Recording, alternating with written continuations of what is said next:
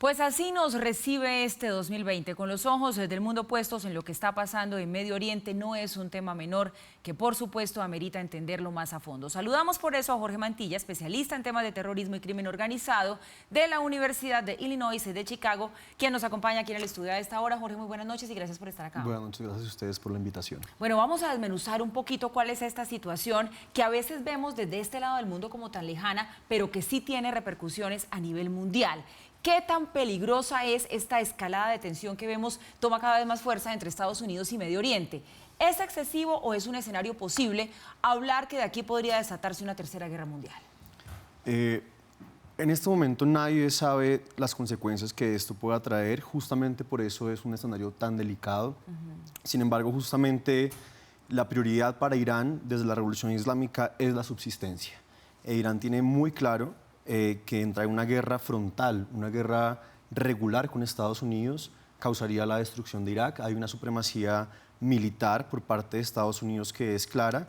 Y justamente esa es la razón por la cual Irán siempre ha utilizado este tipo de estrategias indirectas o de guerra asimétrica como lo es la misma fuerza Quds. Entonces, cuando el ayatollah Jomeini ya de una vez dice lo que viene aquí es una dura venganza, ¿a qué se refiere? Tiene claro que no puede enfrentar una guerra regular, sino que lo que vendría y lo que vamos a presenciar en el mundo es una guerra asimétrica. Es correcto. Desde la caída de la Unión Soviética, los únicos actores internacionales que han utilizado la violencia contra Estados Unidos de alguna manera con éxito han sido los actores irregulares. Pasó en Mogadishu con la caída del Halcón Negro en 1993, igualmente en la batalla de Fallujah en el 2004, de tal manera que hoy el formato de guerra que es más exitoso en contra de una potencia tan clara, tan de facto como lo es Estados Unidos, es la guerra irregular. Ahí valdría la pena decir que Irán no es un actor como Al-Qaeda, como el Estado Islámico, y tiene muchas posibilidades sobre la mesa.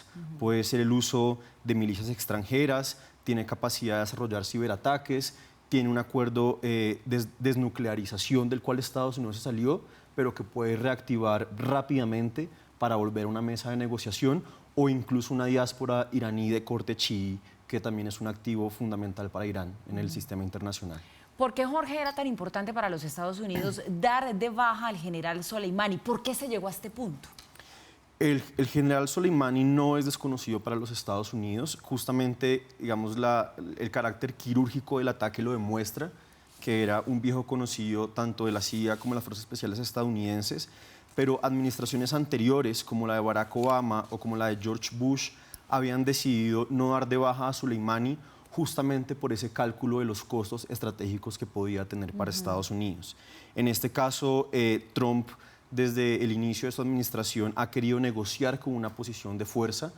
La salida del Tratado de Desnuclearización en el 2018 era una muestra de eso.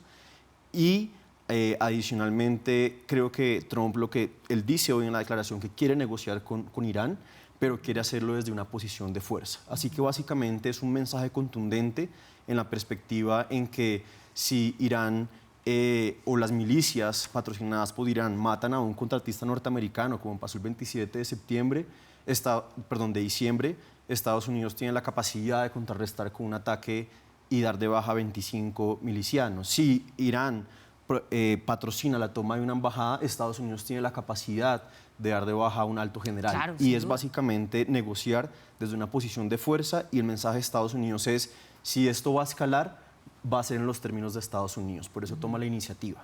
Pero entonces, ya que usted menciona las palabras de Donald Trump que ha hecho públicas en las últimas horas, ¿qué decir específicamente de esta frase cuando él ha declarado y ha reconocido que ordenó matar a este militar para parar una guerra y no para comenzarla? Uno dice, ¿así se para una guerra? Bueno, es un juego de palabras, porque si uno quisiera decirlo, Estados Unidos ha estado envuelto en una guerra contra el terrorismo desde la invasión a Irak en el 2003. Justamente el ataque sucede en Irak. Estados Unidos no ha sido capaz de salir de Afganistán completamente. Está involucrado también en una guerra en Siria. Entonces, no es posible entender el panorama sin tener en cuenta los distintos actores que hay en el entorno geopolítico de Oriente Medio y el sur de Asia. Pienso, mi opinión personal, es que esto va a debilitar la posición de Estados Unidos en la región. Es muy probable que el gobierno de Irak le pida a Estados Unidos que abandone Irak, porque justamente se va a convertir en un escenario de derramamiento de sangre y debilita su posición tanto en Siria como en el Líbano, como en el mismo Irak. Hablemos un poquito, Jorge, acerca de la fuerza Quds a la que pertenecía el general Soleimani. Ayúdenos un poco a entender de qué se trata esa fuerza, porque lo que entendemos es como una suerte de ejército paramilitar, ¿es así? La fuerza Quds es una formación de la Guardia Revolucionaria Islámica.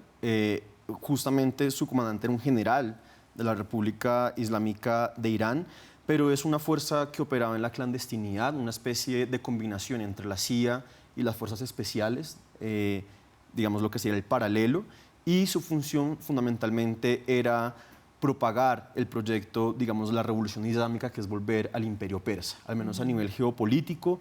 Por eso tenía gran influencia sobre la milicia Hezbollah en el Líbano, sobre las milicias chiíes en Irak, sobre la fuerza Houthi en Yemen, que es otro de los aspectos, y de alguna manera realizaba entrenamientos, operaciones militares, financiación, abastecimiento logístico de todos esos activos militares irregulares para la República de Irán. Jorge, permítame hacerle esta pregunta final. Esa guerra irregular, si llega a darse, como todo parecería indicar que va a suceder, ¿podría tener efectos que vamos a sentir por lo menos en este lado del continente, en América Latina o incluso en Europa? ¿Lo pueden sentir otros países? Desde luego que sí, justamente la naturaleza de esa guerra irregular y de la misma fuerza Quds es operar indirectamente a través de sus activos internacionales. Va a haber un efecto, por supuesto, geopolítico y económico en temas del petróleo, pero también es importante recordar que incluso se ha dicho que la milicia Hezbollah tiene presencia en América Latina, en un atentado que hubo en Argentina en los 90 contra la comunidad judía.